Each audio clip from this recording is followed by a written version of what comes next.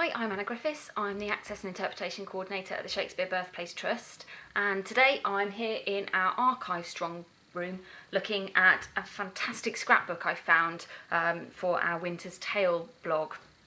And I've been looking in amongst a collection of papers that we have here relating to the Baker family of Birmingham, who were a family of artists with the father Samuel Henry Baker and his sons, and they lived in the 19th century.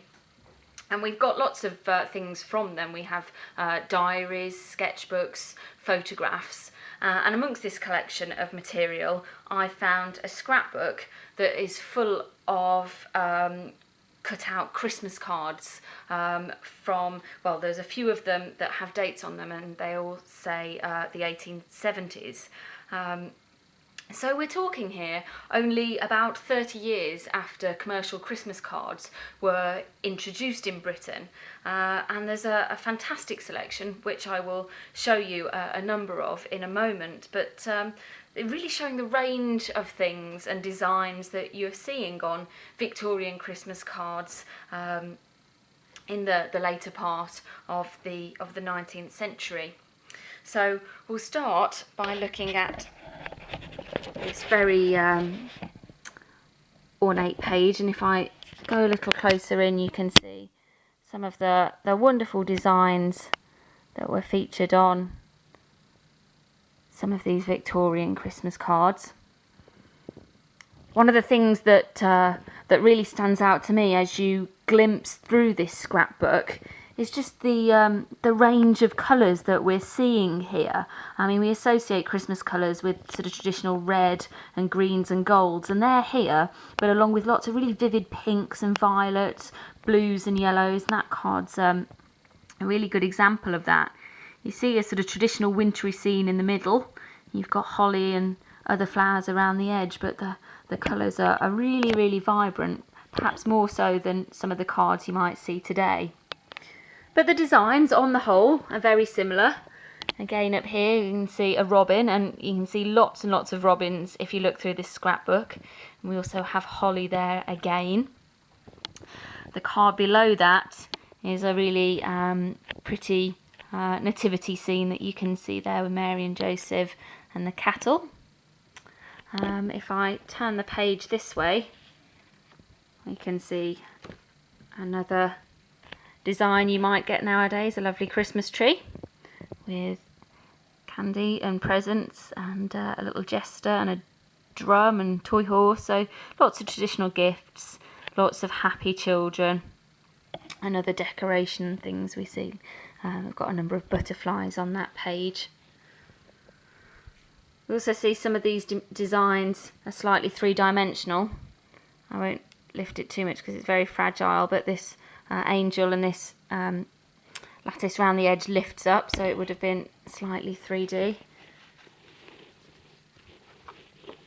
And we have some cards with flaps, so behind these children we have a lovely Christmas message there. Christmas hymn. So lots of scenes that you'd expect to see on Christmas cards, perhaps, certainly traditional ones. But then there are a couple of things that really stand out in this book that you might not expect to see on a Christmas card. And I'll start with a couple that are on this page here, which have been sent to people or to send to people with medicine bottles on them. So here we've got a perfect cure for all complaints, a friendship offering, and this little card here which says it is a Christmas present, it's domestic medicine with the sender's compliments. And if I just turn the page back, on the inside here you can see this really wonderful little drawing of either a nurse or a mother feeding medicine to a child while a second child cowers under the table. So maybe that's not something that we would think to send someone at this time of year nowadays. Perhaps even more amusing than that as a Christmas gift is a design I found towards the back of the scrapbook. So here we have again, some of the traditional views that you might like to see: children, puppies and dolls on a little sled in the snow. But at the top of this page is one of my favourite cards that we've got here.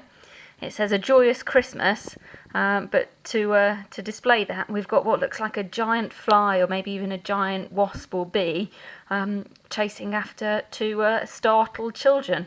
I don't know, maybe in the Victorian times nothing said "A Joyous Christmas" like a giant flying insect. Certainly you'd be hard pushed to find a card like that nowadays anyway.